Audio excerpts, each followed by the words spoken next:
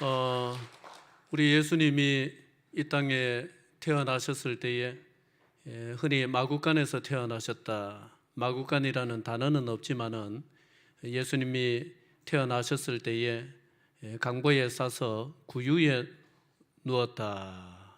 그렇게 구유에 누웠다고 했으니까 그 구유가 있는 장소가 마구간이겠죠. 그래서 마구간에서 나셨다. 이렇게 알려져 있습니다. 인간을 구원하시기 위해서 하나님의 아들이 이 땅에 오셨는데 그 태어나신 곳이 마구간이었습니다. 이 대목을 저는 볼 때마다 가슴이 뭉클하지 않을 수가 없습니다. 가장 가난한 사람도 이 땅에 거지로 사는 사람도 자기 자식은 어디에서 낳습니까? 방 안에서 낳죠. 하나님의 아들이 이 땅에 오실 때에 마구간에서 사람이 사는 곳이 아닌 짐승이 사는 마구간에서 태어나시고 누울 곳이 없어가지고 짐승이 밥 먹는 우리말로 하면 그 죽통이죠. 그 죽통에 누우셨다. 가슴 뭉클한 대목이 아닐 수가 없습니다. 여기는 뭐 많은 해석이 있고 많은 설명이 따를 수 있겠지만은 그 짐승이 밥을 먹는 구유에 예수님이 누우셨다. 그 예수님이 양식이 되신다는 것이죠. 내가 생명의 양식이다. 하늘에서 내려온 생명의 떡이다. 예수님이 그러셨는데 예수님이야말로 우리 인간이 먹어야 되는 진실한 진리의 양식이고 영의 양식이고 하늘의 양식이라는 것을 태어나실 때부터 굉장히 상징적으로 보여주신 사건입니다. 그리고 왜 하필이면 마구간일까? 그냥 초가삼간이라도 그냥 따뜻한 아랫목에서 좀 태어나시지 왜 그렇게 마구간에, 여러분 뭐 지금은 소를 안 키우는 시대지만 소 키우는 집도 있겠지만은 옛날에 서로 농사를 지을 때에 소 있는 데 가면은 바닥이 뽀송뽀송 깨끗하죠. 여러분 소 있는 데 가면은 질퍽질퍽합니다. 이거 하루도 안 치우면은 막 10cm, 20cm 쌓여가지고는 질퍽질퍽합니다. 예수님이 왜 그러한 곳에서 태어나셨을까? 그것은요, 예수님이 가장 낮은 모습으로 오시기 위해서 그랬던 거예요. 가장 낮은 모습으로. 가장 낮은 곳에 오신 예수님은 낮은 자도 높은 자도 할 것 없이 죄인임을 알고 고백하는 모든 사람을 차별 없이 다 받아 안으시는 그러한 그릇이 되셨다는 것입니다. 예수님 나셨을 때에 누가복음 2장에는 들판에서 양을 치던 목자들이 천사에 들려준 소식을 듣고 달려와서 예수님을 축하한 것으로 나오고 마태복음 2장에는 똑같이 2장입니다. 마태복음도 2장, 누가복음도 2장. 마태복음 2장에는 누가 찾아왔느냐? 동방에서 박사들이 찾아왔다. 그렇게 나옵니다. 이 목자는 우리가 생각하는 굉장히 낭만적이고 이런 그 직업이 아니었습니다. 예수님 당시의 목자는 3D 업종, 가장 낮은 사람들이 하는 가장 천대받던 일이 목자의 일이었습니다. 그래서 말하자면은 당시로서는 가장 밑바닥 인생을 살아가던 사람들, 그래서 험하고 또 냄새나고 또 하나님의 경륜에 대해서 도저히 이해할 수 없는 그 무지몽매한 사람들, 그러한 사람의 대명사가 목자였습니다. 만약에 예수님이 구중궁궐 화려한 금치장 해놓은 그러한 곳에서 예수님이 태어나셨으면 이런 목자가 감히 그 구중궁궐에 초대받아가지고 가서 마음 편하게 예수님을 축하할 수 있었겠습니까?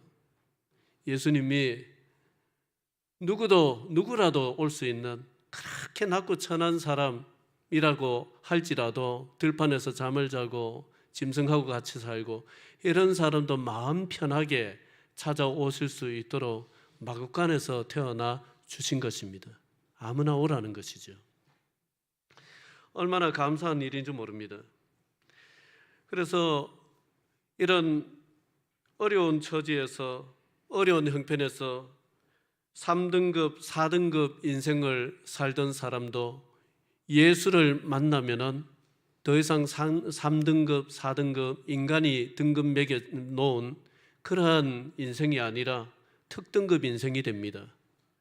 그게 복음입니다. 서울에 가면은 세문안교회와 함께 우리나라에서 가장 오래된 교회 중에 하나인 승동교회라고 있습니다. 승동교회. 우리 장로교회의 대표적인 교회죠. 우리 국가 문화재로 지정이 되어 있는 교회입니다. 그 옛날에 이 승동교회는 곤단골 교회였습니다. 옛날 그 동네 이름으로. 여기에는 굉장히 아름다운 이야기가 하나 있습니다. 1890년대에 그쪽에 박성춘이라고 하는 백정리 하나 있었어요. 그 백정리면 그 당시에는 천대받던 사람이고 인간 취급을 안 하던 시대였습니다. 백정을. 이 박성춘이 장티푸스에 걸려가지고 이제 끙끙 앓고 있었는데, 그때 당시 그 지역에서 선교하고 계셨던 사무엘 무어 선교사님이 그 소식을 듣고는 백정마을에 신방을 갔습니다. 감히 백정마을에는 일반 사람들이 들어오질 않습니다. 그런데 거기에 신방을 가서 장티푸스에 걸려가지고 끙끙 앓고 있는 이 모습을 보고 너무 불쌍해가지고 의사 선생님 한 사람을 데리고 갔는데, 누구를 데리고 갔느냐 하면은 에비슨 의사를 데리고 갔습니다. 에비슨이라는 의사는 고종의 주치의였습니다. 여러분, 이것은 엄청난 파격적인 큰 일대 사건이었습니다. 왕의 주치의가 인간 취급도 못 받던 백정 치료하기 위해 가지고 백정 마을에 들어간다. 이거는요, 천지가 개벽할 일이었습니다. 그래 에비슨이 사무엘 무어 목사님의 인도를 받아가지고 그 백정 마을에 들어가서 장티푸스로 알아 누워 있는 박성춘을 지극정성으로 치료를 해서 고쳤습니다. 박성춘은요, 닭똥 같은 뜨거운 눈물을 뚝뚝 흘립니다. 인간 취급을 안 해주는 사람을 왕의 주치의가 친히 찾아와가지고 자기가 뭐라고 지극정성으로 치료를 해주니까 그때 뜨거운 눈물, 뜨거운 감격으로 예수를 영접하고 예수를 믿게 됐습니다. 그 사건이 신분제 철폐를 부르짖었던 갑오개혁, 갑오경장이라고 하죠. 그 갑오경장의 시발점이 된 사건이었습니다.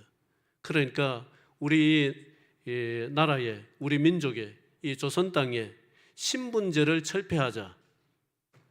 그게 어디서부터 나오느냐? 이 복음에서부터 나왔습니다. 백정마을에 친히 예수의 복음과 예수의 사랑을 가지고 찾아갈 수 있었던 이 예수의 복음, 여기서부터 나왔던 것입니다. 그러니까 예수의 복음은 어떤 사람이라 할지라도 인간이 만들어 놓은 그 신분제에 의해서 가장 밑바닥에 사람 취급을 안 해주던 사람도 아무런 거리낌 없이 받아줄 수 있는, 감사 안을 수 있는, 이것이 예수의 복음입니다. 그러한 모습으로 예수님이 이 땅에 오셨습니다. 그러면 예수님은 낮고 천한 사람들만 위해서 오셨느냐? 아니죠. 예수님은 신분이 고귀한 사람들, 식자층의 사람들, 고매한 사람들 위해서도 오셨습니다. 동방에서 온 박사들은 귀족들이었고 밤에 몰래 찾아와서 예수님에게 그 영적인 상담을 했던 니고데모도 당대의 국회의원, 귀족층이었습니다. 그런 사람도 예수님은 너희들은 뭐 잘 살고 잘 먹고 하니까 뭐 내한테 올 필요 있냐 이렇게 하질 아니하시고, 누구든지 영적인 배고픔을 가지고 찾아오는 사람은 예수님은 만나 주셨습니다. 그들의 양식도 되어 주셨습니다. 그러나 그러한 사람들이 예수를 만나서 변화되었지요. 어떻게 변화되었습니까? 자기들은 특권층인 줄 알았는데 예수를 만나고 죄인인 것을 깨닫고 난 뒤에는 나도 저들과 똑같은 사람이고 하나님 앞에서는 죄인이구나, 이것을 깨닫는 모습으로 변화되었습니다. 이러한 역사는 성경에만 있는 것이 아니라 우리나라의 역사되어 있습니다. 월남 이상제 선생이라고 구한말에 대쪽 같은 선비가 있었죠.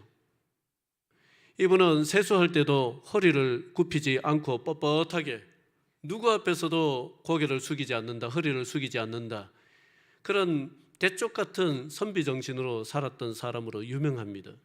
그런데 어떤 정치적인 소용돌이에 휘말려서 억울하게 감옥에 가게 되었습니다. 그래, 감옥에 갔는데 누군가가 성경책을 넣어줬어요. 감옥에서 무료하니까 성경을 읽었습니다. 성경을 읽다가, 이 평생 한학을 하고 살아왔던 선비인데 성경을 읽다가 거기에 깨우침을 얻고 깊이 뉘우치면서, 누가 설명을 해주지 않았는데 성경을 읽다가 하나님을 만나고 예수의 도를 깨우치고 예수를 믿었습니다. 그 밤에 꿈에 주님이 나타나셔가지고 이래 말씀을 하셨다는 거예요. 내가 다른 사람을 통해서 너를 여러 차례 불렀건만 네가 응답하지 않더니 이제야 네가 응답을 하는구나. 네가 깨우치고 이제야 나를 받아들이는구나. 이제부터는 나의 백성으로 살도록 하여라. 꿈에 주님이 나타나셔서 그랬다는 거예요. 그때부터 이 월남 이상제 선생은 삶의 자세가 완전히 바뀌어버렸습니다. 그 전까지는 아랫 것들, 저 상놈들, 자기는 고매한 양반이었고 높은 벼슬을 하는 사람이었고 그랬거든요. 그런데 그때부터는 높고 강한 사람들 앞에서는 더없이 강직한 모습으로 대하고, 낮고 천한 사람들 앞에서는 더없이 겸손하게 낮아져서 그 사람들을 대하는 이러한 사람으로 변화되어 가지고 평생을 신실한 그리스도인으로 살았습니다. 그러니까 예수 그리스도를 통해서 변하던 곳에는 강자는 겸손해지고 약자는 당당해지는 역사가 일어납니다. 이게 주님이 우리에게 해주시는 은혜의 역사입니다. 더 나아가서 강자와 약자의 구별과 차별이 사라지고, 오늘 우리가 교동문에서 교독했던 말씀과 같이 사자굴에 어린이가 손을 놓고 함께 평화와 공존을 하면서 살아가는, 자유가 넘실거리는 놀라운 하나님 나라가 만들어집니다. 가장 낮은 곳에 오신 예수님은 죄인을 품어주시는 또 그릇이 되십니다.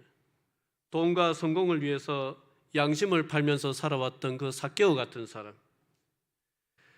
그런 삭개오 같은 사람을 비롯한 많은 세리들, 그리고 그 세리들과 한 통속이 되어서 향락을 제공하면서 거기에서 떨어지는 콩고물로 살아갔던 또 매춘 여성들, 이런 사람들이 예수님을 만나고 인생을 바꾸었습니다.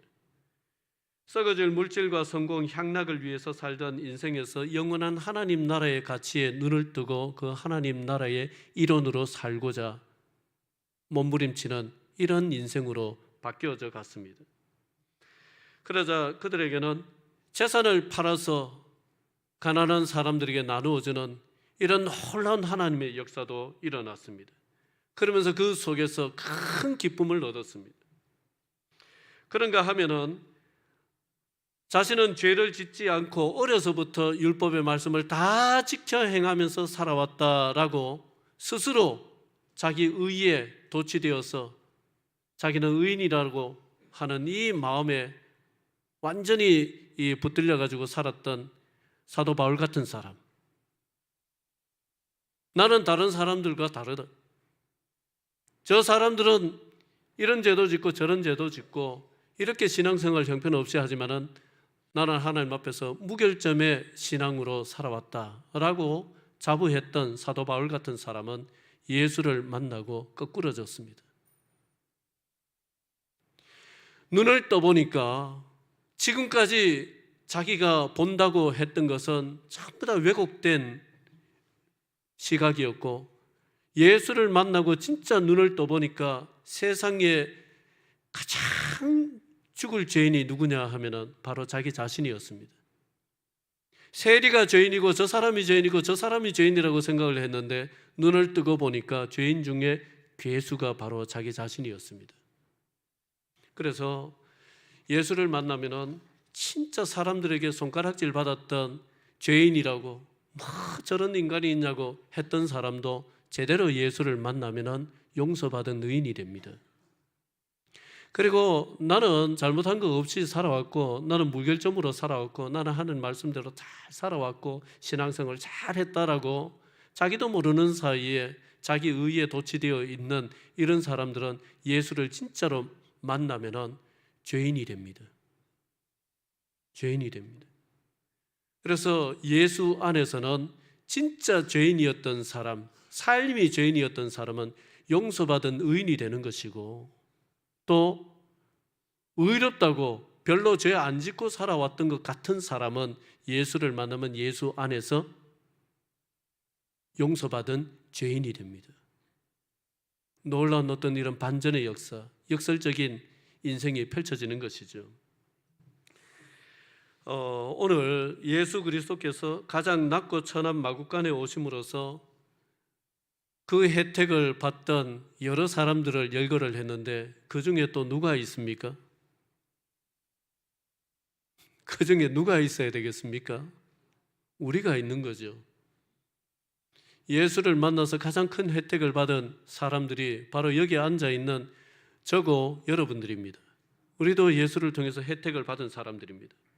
그 혜택을 본 사람들로서 우리 또한 이 세상에 나가서 어떤 정신, 어떤 신앙으로 살아야 되느냐? 내가 마구간 신앙으로 살아야 됩니다. 내가 마구간이 되어야 됩니다. 나도 누군가에게 먹을 양식이 되어주는 그 예수님이 구위에 누우셨던 것처럼 우리도요, 거기에 누워야 됩니다. 그래서 잘난 사람도 내 만나면은 행복하고, 못난 사람도 나를 만나면은 행복하고, 또 좀 깨끗하게 살았던 사람도 뭐 쉽게 만나주면서 그래도 자기 부족을 깨달을 수 있도록 해주고, 좀 부족하게 살았던 사람, 사람들에게 따돌림 받던 그런 사람도 내까지 따돌리면 되겠습니까?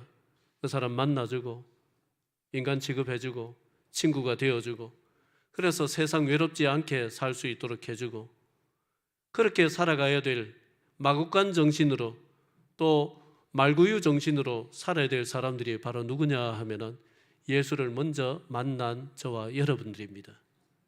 우리가 또 성탄절을 기뻐하는데 더 기쁨으로만 끝나지 아니하고 이 기쁨이 다른 사람들에게 전달될 수 있도록 마구간 신앙으로 잘 살아가시기를 주의 이름으로 축원을 드립니다.